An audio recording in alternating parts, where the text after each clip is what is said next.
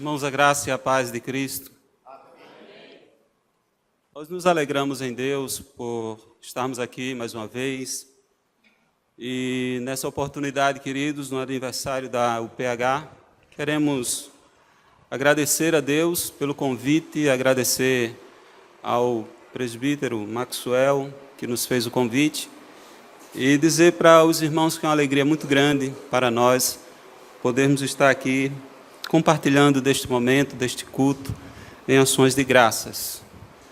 Queridos, nos acompanha esta noite a minha esposa, Rioclésia, a minha sogra, Rita, e o meu filho, Mateus. Estão aqui conosco, graças a Deus, eu louvo ao Senhor. Ainda há um segundo filho, o Lucas, ficou em casa. Queridos, nós temos visto que sempre houve um conceito com relação ao ser homem. É bem verdade que a sociedade, de uma certa forma, ela deixa implícito que ser homem necessariamente passa por ter algumas características. E desde cedo nós sabemos que os nossos pais, ou a maioria dos pais, eles já incentivam seus filhos a serem autodefensores de si mesmos.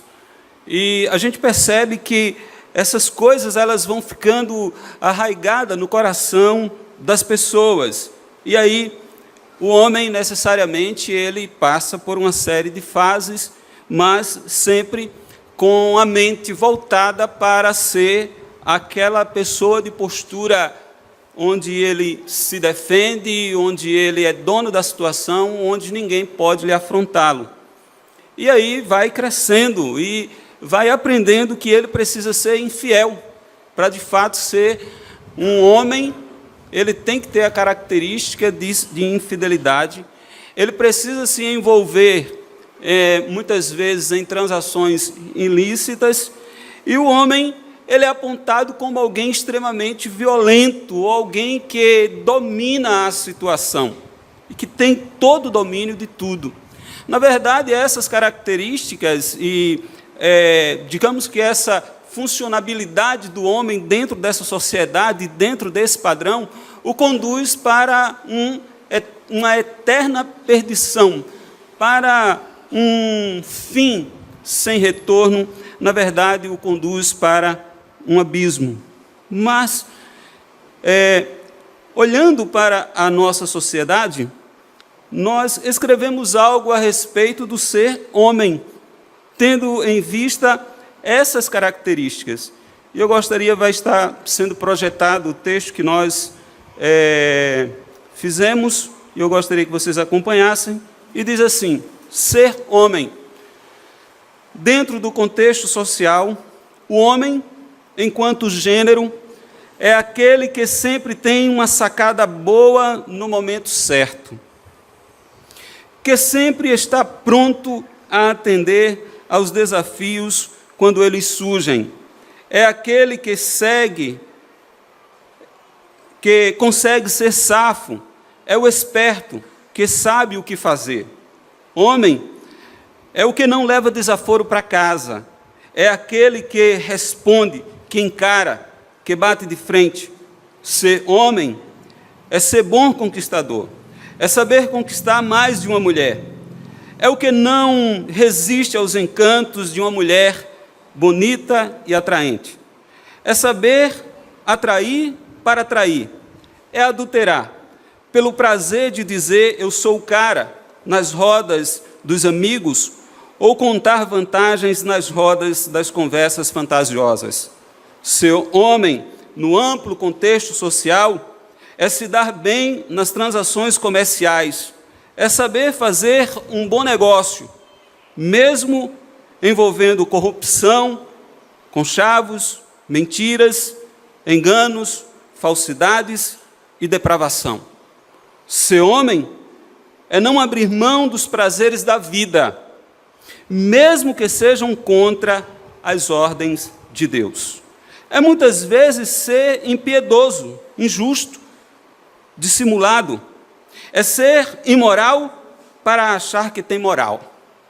De modo geral, no âmbito social, o homem é rude, grosseiro, agressivo, áspero, impiedoso, pervertido, amoral, depravado e torpe.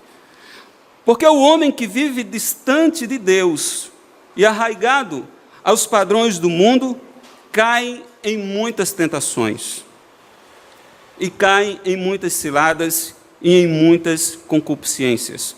Pois este, distante de Deus, torna-se insensato, cuja mente está pervertida, o coração cheio de inveja, engano e mentiras.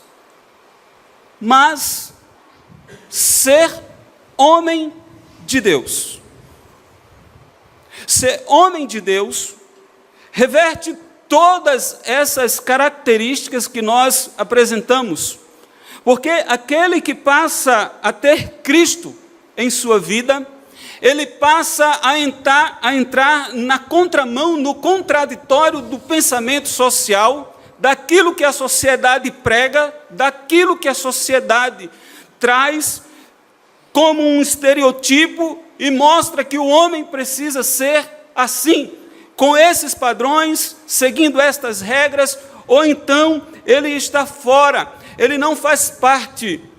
E isso invade o coração de muitos homens, e muitos homens acabam por trair suas famílias, seus filhos, exatamente porque eles estão cheios dessas ideias.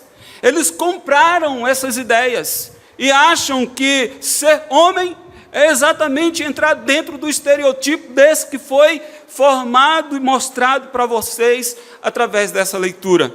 Mas o homem de Deus, ele anda na contramão de todas essas características. E é exatamente sobre isso que eu gostaria de tratar esta noite. As características de um homem de Deus.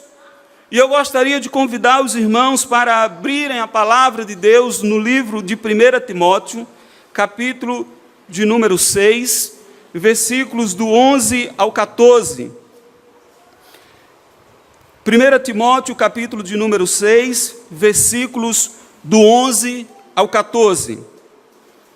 Mesmo assentados, acompanhem por gentileza. Diz assim a palavra do Senhor: Tu, porém, ó homem de Deus, foge destas coisas, antes segue a justiça, a piedade, a fé, o amor, a constância, a mansidão.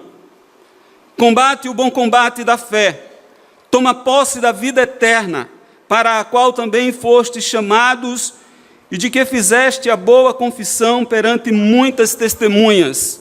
Exorto-te perante Deus, que preserva a vida de todas as coisas, e perante Cristo Jesus, que diante de Pôncio Pilatos fez a boa confissão, que guardes o mandato imaculado, irrepreensível, até a manifestação de nosso Senhor Jesus Cristo. Vamos orar.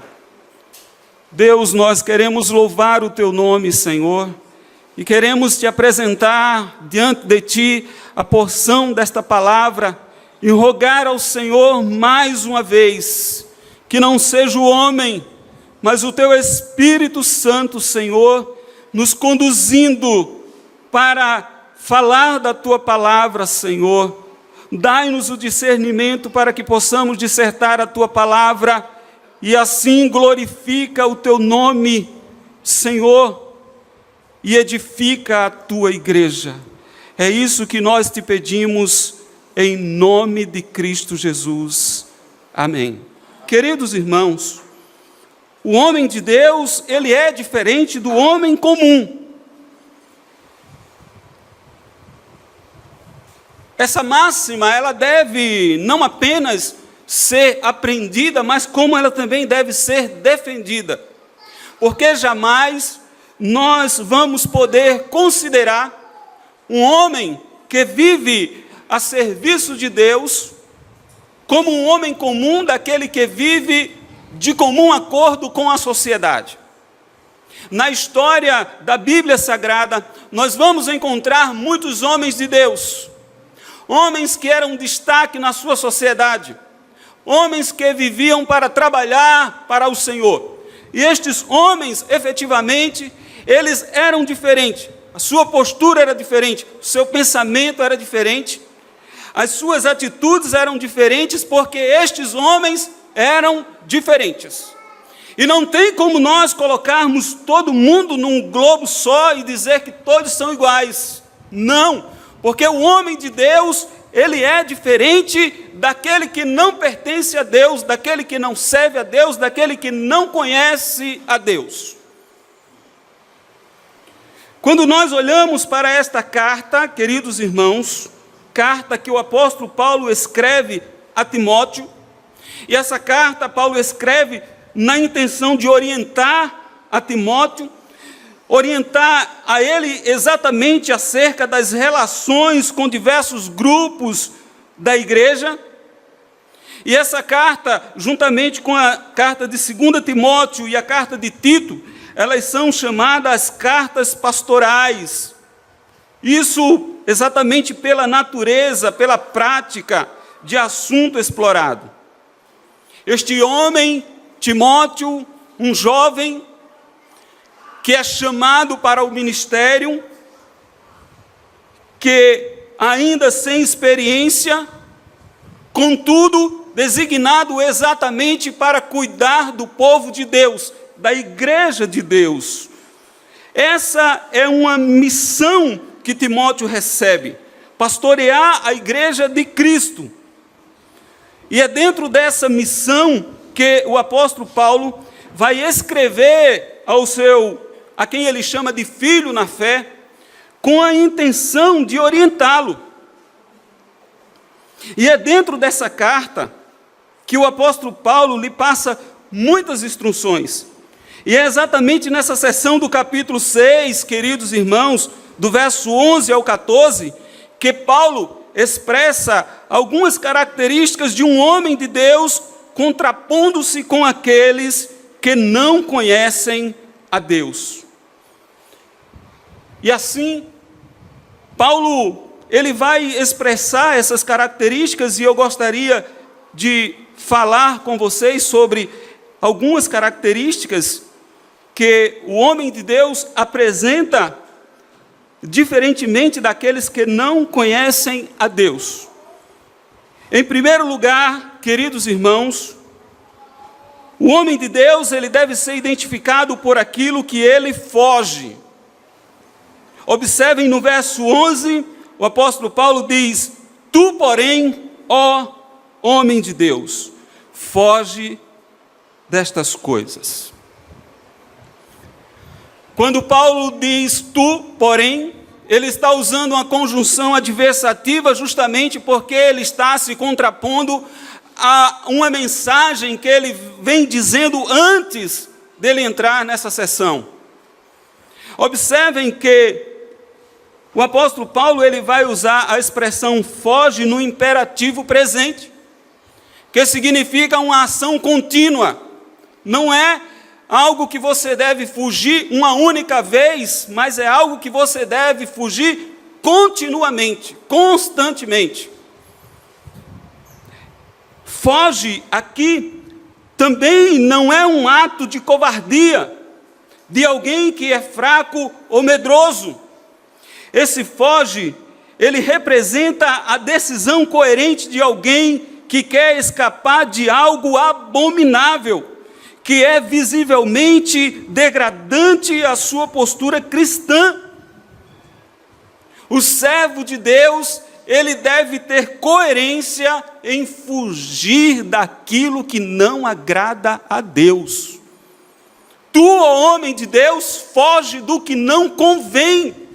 Foge das coisas que certamente vão se contrapor a Deus. Fuja do pecado, fuja da maledicência, fuja das afrontas do inimigo. Foge daquilo que não está de acordo com a vontade de Deus. Neste mundo em que nós vivemos, queridos irmãos, nós somos continuamente nós somos atacados, hostilizados. O inimigo, ele não dá brecha, vocês sabem muito bem disso. E quando nós começamos a trabalhar na obra do Senhor, como um instrumento do Senhor, nós passamos a ser visualizados pelo inimigo. Observem, por exemplo, o apóstolo Paulo, quando ele pregava a palavra de Deus, e ele diz que de contínuo uma jovem possessa olhava para ele e dizia: este homem é um homem de Deus. Mas Paulo entendeu que aquela mensagem ela não provinha do Senhor, mas provinha do inimigo, tentando testá-lo. E diz a palavra do Senhor que Paulo expulsou aquele demônio. Por isso, queridos irmãos, nós, como homem de Deus, envolvidos, mais do que envolvidos, comprometidos com a obra do Senhor, temos que estar atentos às ciladas do inimigo. Fuja das ciladas do inimigo. Continue fugindo. Fugiu uma vez, fuja 2, 3 e quantas forem necessárias. Não deem brecha. Não façam um teste de resistência. A palavra é foge. Fuja.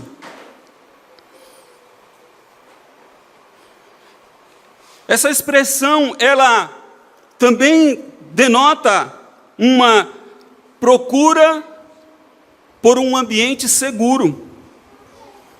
Quando nós fugimos daquilo que não agrada ao Senhor, nós estamos escapando do perigo.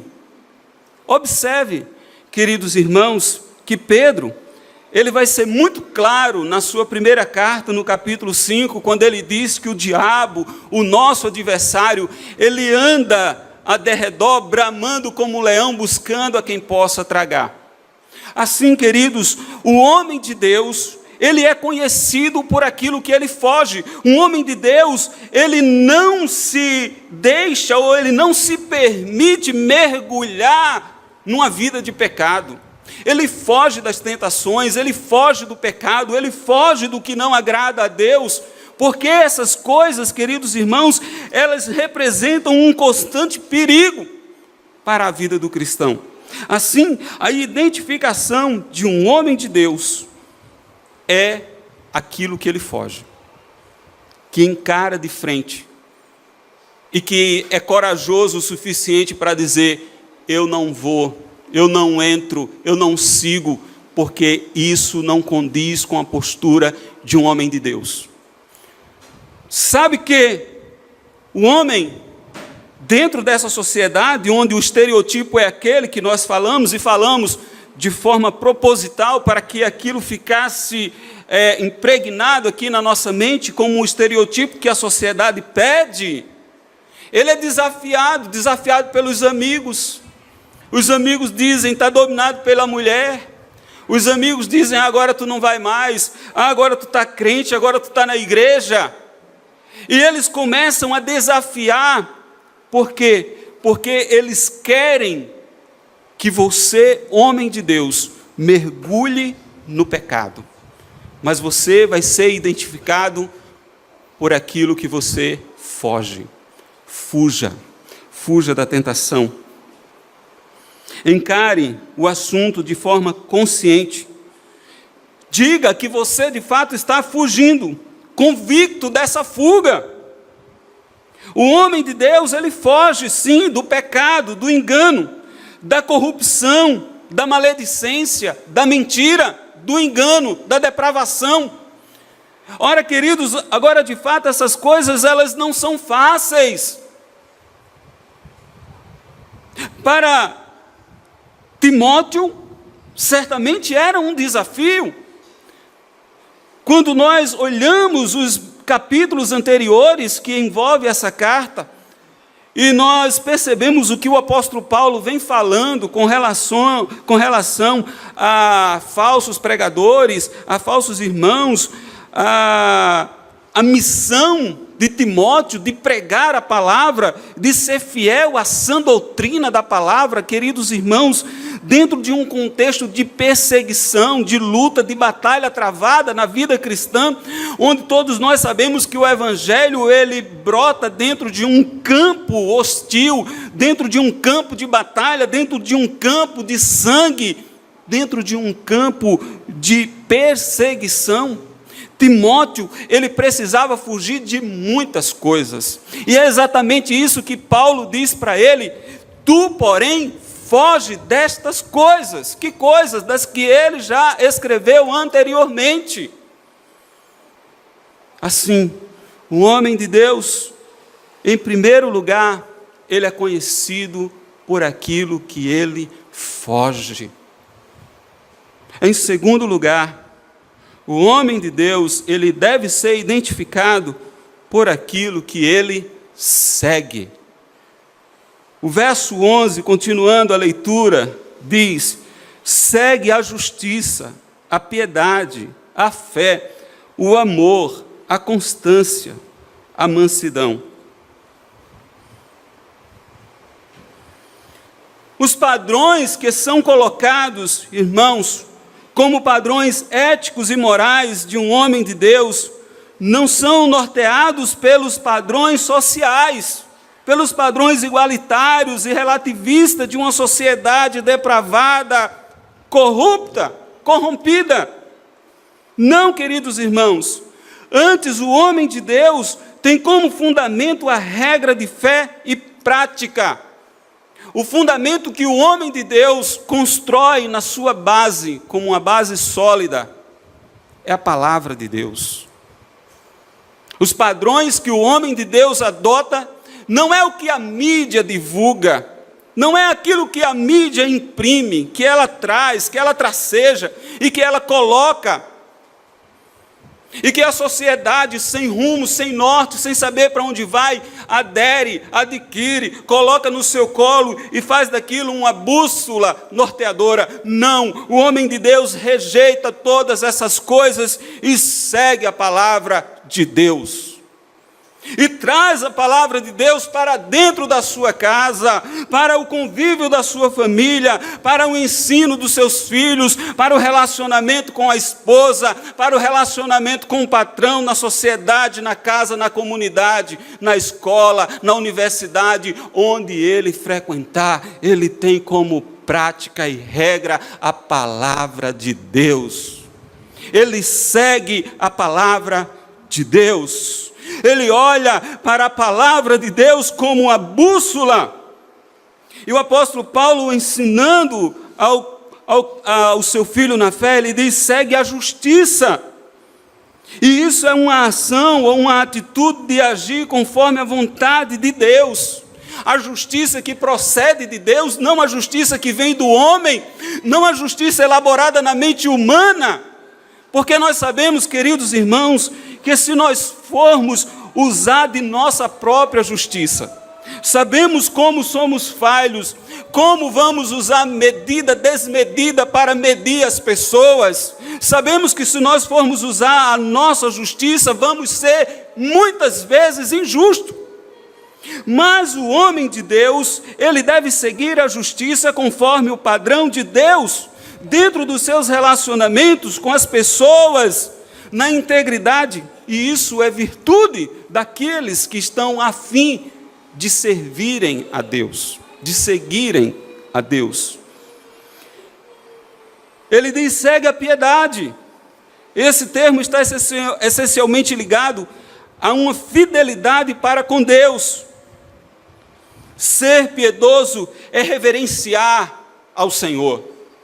Usar de piedade é você ter Deus como padrão para você ser piedoso.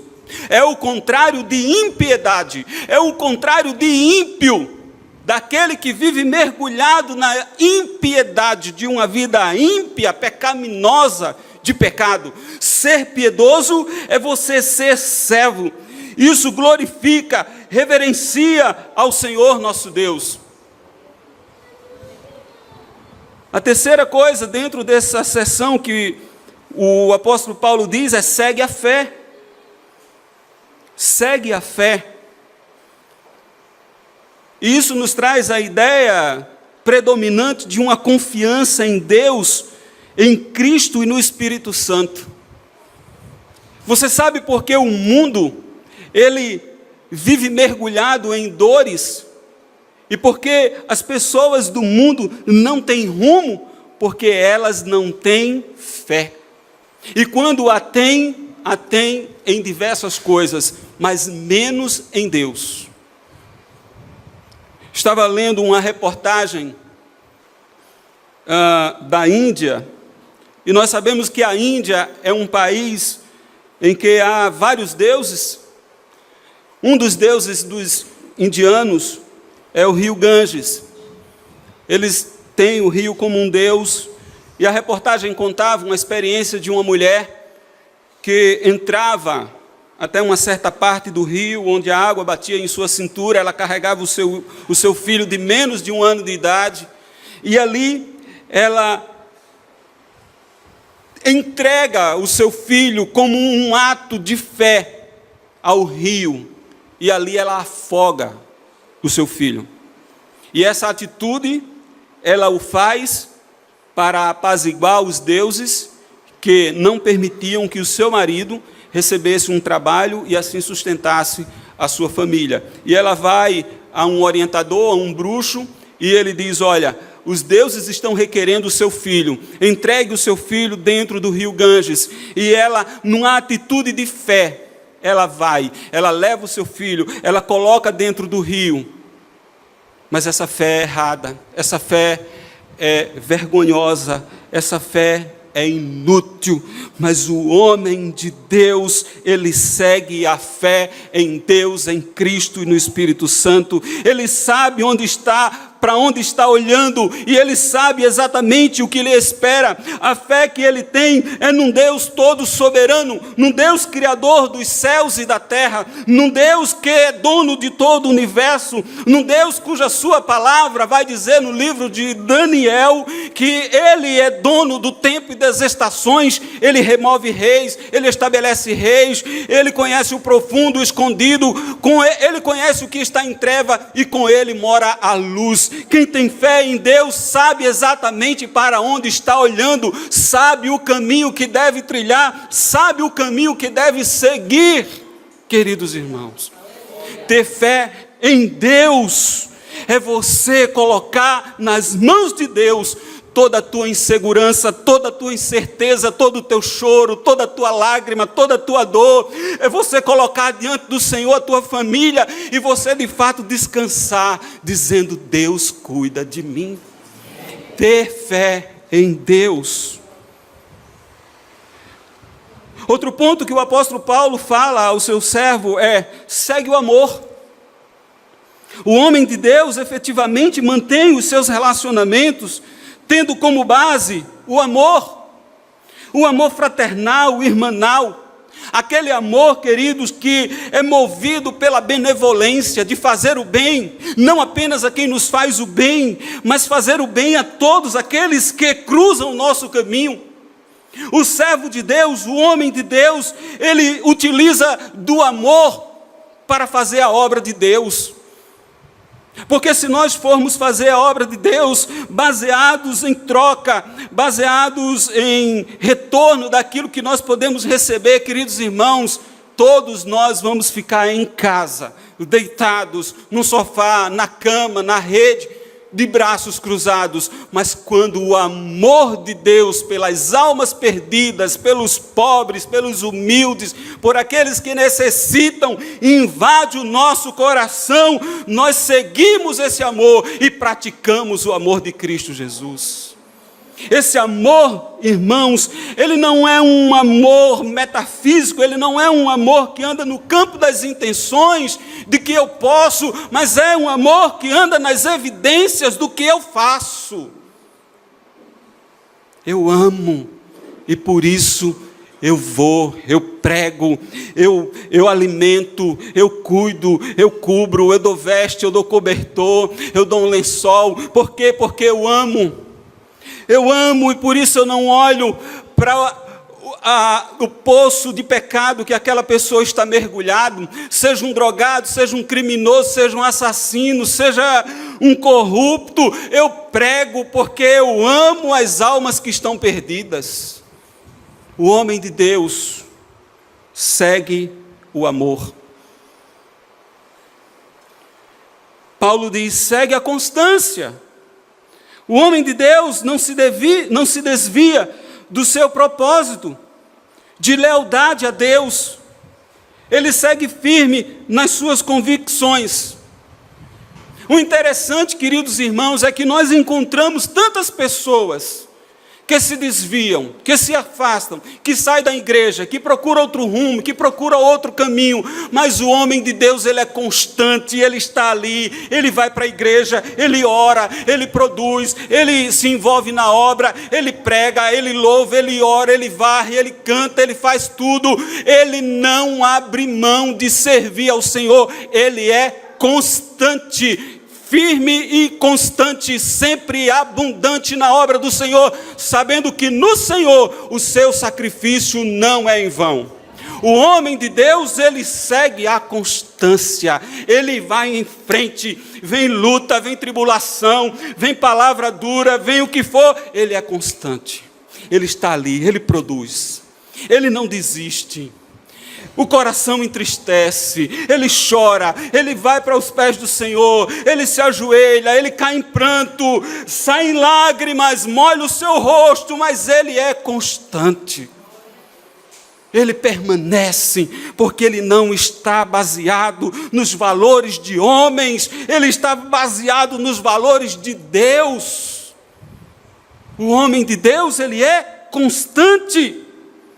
Ele sabe, ele insiste, ele persiste, ele espera, ele vai em frente, ele luta, ele passa por cima, porque ele tem fé, porque ele crê, porque ele acredita, e Deus dá vitória.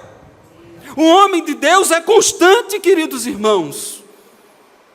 Como a gente vê pessoas que você encontra, e pergunta como é que está na igreja. Eu saí da igreja, faltou constância, faltou fé, faltou persistência, faltou perseverança, faltou amor ao irmão. As pessoas estão abandonando o caminho do Senhor por coisas muito pequenas, estão deixando de produzir, estão guardando seus talentos. Homem de Deus, seja constante. Outro fator que o apóstolo Paulo diz é que o homem de Deus segue a mansidão. E esse termo tem a ver com gentileza, bondade e humildade. Esse texto ele está voltado para a amabilidade, para a benevolência. Esse é um dos principais ensinamentos de Cristo, quando ele diz, aprendei de mim porque sou manso e humilde de coração. Ser manso não é fácil. Ainda mais, queridos, nessa correria que nós vivemos, dentro dessa sociedade depravada. Ser manso não é fácil, mas é o que Deus requer de nós. Agora nós não vamos conseguir sermos mansos, baseado nos nossos méritos, não. O que Deus requer é que nós sejamos mansos, baseados nos méritos de Cristo. Seja manso, olhando para Jesus, peça força a Jesus, fale com o Senhor, diga ao Senhor, Senhor, me dá mansidão, Senhor, me dá temperança, Senhor, me dá mansidão. Somos desafiados constantemente. Paulo sabia do que o seu servo Timóteo estava passando dentro desse contexto, na igreja de Éfeso, onde ele está pastoreando uma igreja grande, numa cidade grande. A maior referência, depois de Roma, era a cidade de Éfeso, e era dentro desse contexto que Timóteo estava, e era dentro desse contexto que Paulo preparava o seu servo. Em terceiro lugar, o homem de Deus, ele é identificado por aquilo pelo qual ele luta. O verso 12, o apóstolo Paulo diz: combate o bom combate da fé, toma posse da vida eterna, para a qual também foste chamado, e de que fizeste a boa confissão perante muitas testemunhas. Combater o bom combate, esforçar-se com zelo extremo pelos seus objetivos. Combater um bom combate. Você entrar numa competição e lutar contra os seus adversários, os quais eles podem ser muito mais fortes do que você, podem ser muito insistentes para tentar te derrubar. Entrar numa competição onde você não é o único, entrar numa competição onde muitas vezes nós aparentemente já estamos em desvantagem. Mas lutar o bom combate implica em você se envolver de toda a armadura de Deus. Lutar o bom combate, ir até o fim, lutar, ter garra, ter força. Lutar o bom combate, porque vale a pena. Lutar esse combate, queridos, porque ele é um combate grandioso. É um combate excelente em sua natureza. Lutar o bom combate porque esse combate não é um combate físico, não é um combate de uma luta física, mas é um combate de uma luta espiritual, onde a vitória não é uma coroa de prata nem de ouro, onde a vitória é a coroa da glória dada pelo nosso Deus. Lutar o bom combate, porque esse combate, ele vai me dar força para resistir às tentações do inimigo. Lutar um bom combate, porque esse combate é um combate que me prepara, me deixa mais forte, me deixa mais fiel a Deus, me deixa mais firme na presença de Deus. Lute o bom combate. O homem de Deus, ele é identificado por aquilo que ele luta. Qual é a tua causa? Qual é a tua luta? O que é que tem trabalhado o seu coração? Qual é a tua prioridade? Pelo que você está lutando? Precisamos lutar esse bom combate, queridos irmãos, olhando para as nossas necessidades, da nossa família, que muitas vezes está sendo, de alguma forma, está se infiltrando algum mal. E muitas vezes de forma imperceptível. Pais distantes de filhos, filhos distantes de pais, esposos e mulheres que não conversam, que não dialogam, que não colocam a conversa em dia. E aí o distanciamento vai criando uma lacuna e vai abrindo uma brecha. Jovens que se afastam dos seus pais e começam a interagir e a comunicar os seus problemas com os amigos. Mas, queridos, quando nós lutamos o bom combate, quando nós entendemos que esse combate é um combate de natureza espiritual, nós não damos brecha.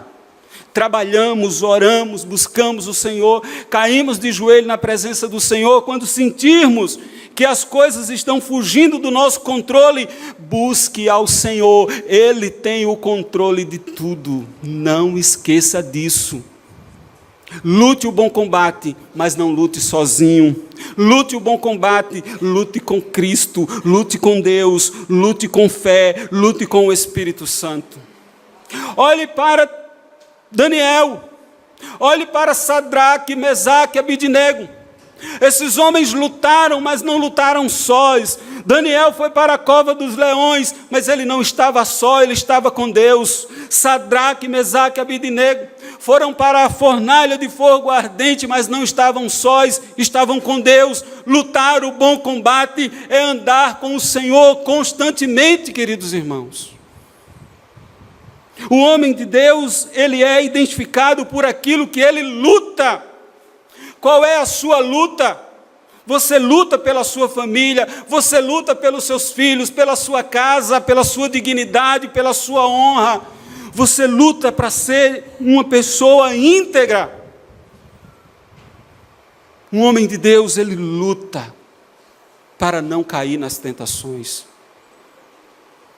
Em quarto lugar, e em último, o homem de Deus é identificado por aquilo pelo qual ele é fiel. O verso 14, o apóstolo Paulo diz: que guardes o mandato imaculado, irrepreensível, até a manifestação do nosso Senhor Jesus Cristo. Guardar, queridos irmãos, tem a ver com proteger, com fidelidade, manter o foco na vida cristã, sem provocar manchas ou máculas, se desviando daquilo que pode trazer repreensão para a sua história de vida. Uma vida que você está levando com Deus, ela não pode ser manchada. Por isso você precisa guardar, ser fiel, guardar os princípios de Cristo, guardar os ensinamentos de Cristo, guardar a palavra de Deus no teu coração, não negá-lo, não desviar-se, não afastar-se, ser fiel. O que é que você, como homem de Deus, tem guardado no seu coração? Expulse o ódio, o rancor, a mágoa, expulse tudo aquilo que não faz bem para você e guarde e retenha a boa palavra da fé. Busque a Deus, Ele vai te dar forças para você conseguir perdoar. Busque o Senhor, Ele vai te dar forças para você conseguir ir em frente. Busque ao Senhor, guarde a sua palavra, Ele vai te fazer mais forte. O homem de Deus, ele é identificado por aquilo que ele guarda. O que é que nós temos guardado? O que é que nós temos retido? O que é que nós temos dentro de nós que nos move, que nos motiva, que nos incentiva, como uma mola propulsora que retrai e que depois manda com tudo o que é que tem sido na nossa vida essa mola? Guarda a palavra de Deus, os ensinamentos de Deus, seja fiel aos princípios de Cristo. Um homem de Deus, ele é identificado por aquilo que ele guarda. Paulo estava instruindo muito bem o seu servo, mostrando em detalhes o que ele precisava fazer, contrapondo-se a essa sociedade que Timóteo estava inserido, onde havia muitos homens que estavam sendo reprovados, porque eram pessoas que buscavam apenas a torpe ganância, o dinheiro. Homens que estavam negando a pessoa de Cristo, que estavam ensinando muitas coisas, menos a fidelidade a Deus, que estavam mostrando que para se buscar a Deus era necessário dinheiro. Mas Paulo, ele vem ensinando a Timóteo, ao seu servo, aquilo que ele precisa ter em mente para, de fato, servir ao Senhor. As características de um homem de Deus, elas se fazem presente em nossas vidas hoje, queridos irmãos. Quero concluir dizendo que o homem de Deus, ele é diferente do homem comum, porque os seus princípios e valores estão fundamentados na palavra de Deus. A mudança que aconteceu na sua vida não foi superficial, mas esta foi profunda, porque vem da parte de Deus. O homem de Deus, ele busca a Deus não por uma religiosidade, mas por um relacionamento de filho diante de um pai amoroso, bondoso e fiel. Por isso, queridos irmãos, por isso, homem de Deus, foge das indecências, segue os conselhos da palavra, luta o bom combate, seja fiel aos princípios de Cristo. Que Deus nos abençoe, amados irmãos, e que nesta noite de aniversário dos homens de Deus, nós possamos apresentar as características de um homem de Deus. Vamos orar ao Senhor. Eu convido você a fechar os seus olhos, curvar a sua fronte. Vamos orar a Deus. Pai, nós louvamos o Teu nome. Colocamos diante do Senhor a Tua palavra. E pedimos, ó Pai, que o Senhor mesmo esteja manifestando o Teu poder na vida dos Teus filhos, para que eles venham assim exalar o bom perfume de Cristo e que venham mostrar as características de um homem de Deus nesta sociedade, Senhor. Cuida do Teu povo, da Tua igreja, cuida dos Teus servos. Continua abençoando esta UPH com toda sorte de bênção que o Senhor já tem derramado sobre eles. Em nome do Teu Filho Jesus, nós oramos e Te agradecemos. Amém. Que Deus abençoe a todos.